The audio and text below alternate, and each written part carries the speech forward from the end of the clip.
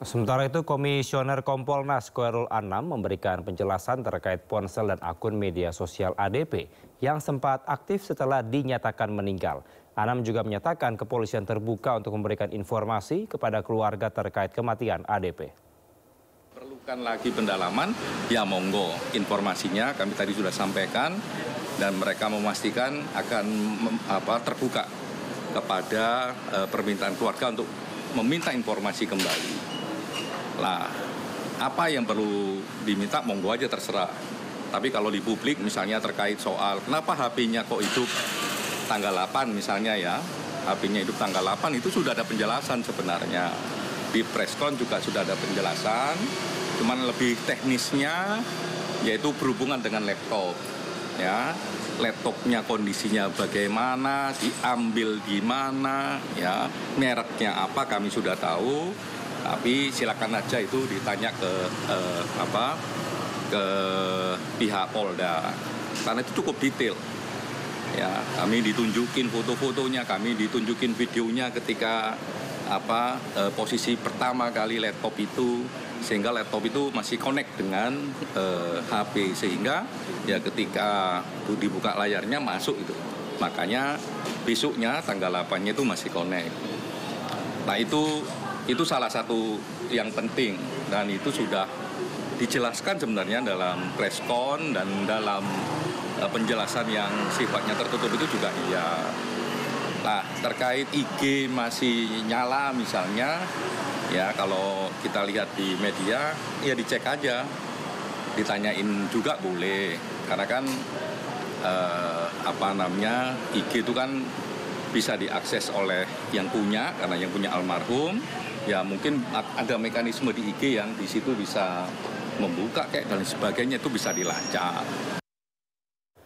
Pemirsa, Arya Daru Pangayunan ternyata sudah menyiapkan segala sesuatunya dalam rangka bertugas di Finlandia. Mulai dari tempat tinggal, sekolah anak, bahkan juga paspor untuk orang tuanya jika ingin berkunjung ke Finlandia. Hal itu disampaikan ayah Arya Daru, Subaryono, secara eksklusif kepada jurnalis Sindonius Lukman Hanafi. Akhir Juli yang sudah akhir Juli dia sudah harus berangkat. Dia sudah menjual mobilnya, menjual kan? Dia memilih. Ini paspornya ya? Ya, jadi setiap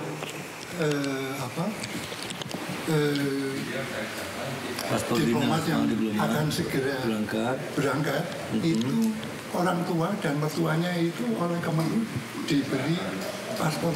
Oh, begitu. Jadi paspor bapak sama ibu. Iya. Jadi, paspor biar bisa mendapat ke sana. Subhanallah ini ya. Ini pemirsa ini paspor bapaknya dan ini paspornya nih, paspor dinas tuh, bukan paspor sembarangan. Itu waktu di kan 2 kali dinas.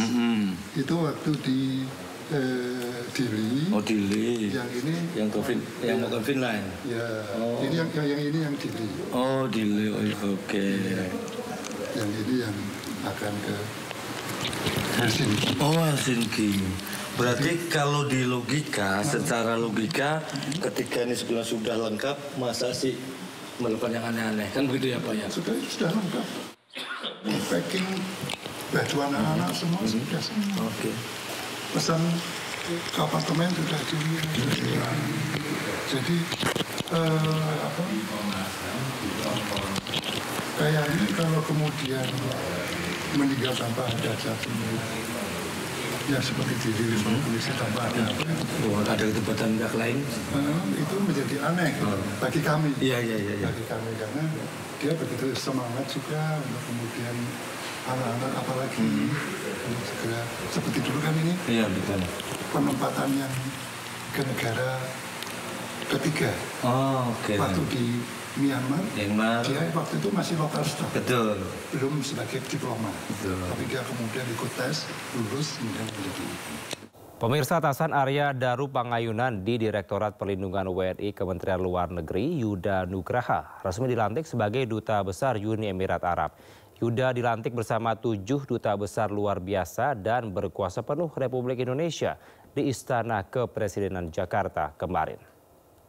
Keputusan Presiden Republik Indonesia nomor 75P masing-masing. Senin pagi, Presiden Prabowo melantik sejumlah duta besar luar biasa dan berkuasa penuh Republik Indonesia di Istana Kepresidenan Jakarta. 8 dubes yang resmi dilantik diantaranya Duta Besar RI untuk Meksiko, merangkap Belize, Republik El Salvador, dan Republik Guatemala, Toveri Primanda Sutikno. Duta Besar RI untuk Amerika Serikat, Dwi Suryo Indroyono Susilo. Duta Besar RI untuk Brasil, Andika Krishna Yudanto. Duta Besar RI untuk Jerman, Abdul Qadir Jailani. Duta Besar RI untuk Uni Emirat Arab, Yuda Nugraha. Duta Besar RI untuk Ekuador, Imam Asari. Duta Besar RI untuk PBB di New York, Umar Hadi. Dan Duta Besar RI untuk PBB di Jenewa, Sidarto Reza Suryodipuro. Sebelumnya, ke-8 dubes telah melalui fit and proper test. Pelantikan dilanjutkan dengan pengambilan sumpah jabatan oleh para duta besar terpilih. Dari Jakarta, Jen Cahyani, Damar Wicaksono, iNews melaporkan. Sementara pemirsa, Presiden Prabowo Subianto mengangkat Laksamana Madya TNI Purnawirawan Didit Herdiawan Asyaf sebagai Kepala Badan Otorita Pengelola Pantai Utara Jawa.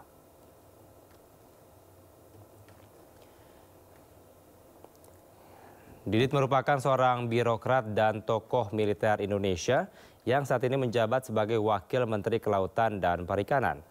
Presiden juga melantik Darwin Trisna Jawa Winata dan Suhajar Diantoro sebagai Wakil Kepala Badan Otorita Pengelola Pantura. Darwin merupakan Direktur Operasional dan Keuangan PT Sarana Multi Infrastruktur. Sementara Suhajar Diantoro pernah menjabat sebagai Sekjen Kemendagri. Kepala Badan Industri Mineral, pengangkatan Kepala Badan Narkotika Nasional, pengangkatan Kepala Badan Nasional Penanggulangan Terorisme, serta pengangkatan para duta besar. Presiden Prabowo Subianto juga melantik Suyudi Aryo Seto sebagai Kepala BNN. Presiden melantik Edi Hartono sebagai Kepala BNPT. Melantik Brian Yuliarto sebagai Kepala Badan Industri Mineral hingga melantik Soeharto sebagai Wakil Ketua Mahkamah Agung. Presiden Prabowo Subianto menganugerahkan tanda kehormatan kepada sejumlah tokoh di Istana Negara Jakarta. Tanda kehormatan ini diberikan sebagai bentuk terima kasih atas jasa dan pengabdian para tokoh. Secara resmi, Presiden Prabowo Subianto menganugerahkan tanda kehormatan Republik Indonesia kepada 141 penerima. Sejumlah tokoh nasional mendapatkan tanda Bintang Republik Indonesia Utama, Bintang Mahaputra Adipurna, dan Bintang Mahaputra.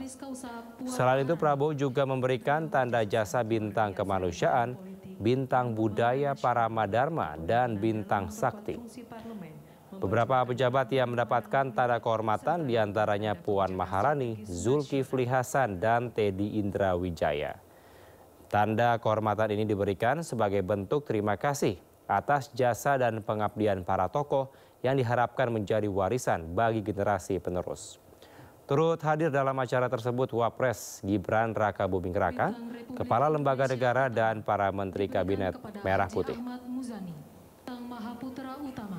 Diberikan kepada Letkol Infantri Teddy Indra. DPR menyetujui revisi Undang-Undang Haji menjadi undang-undang yang berdampak lahirnya Kementerian Haji. Informasinya usai jeda. Tetaplah di Sindo Sore.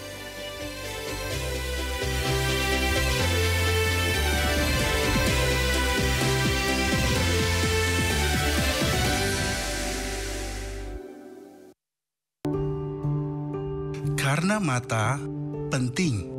Sayangnya, 1,3 juta masyarakat Indonesia masih terhalang cahaya. Banyak saudara kita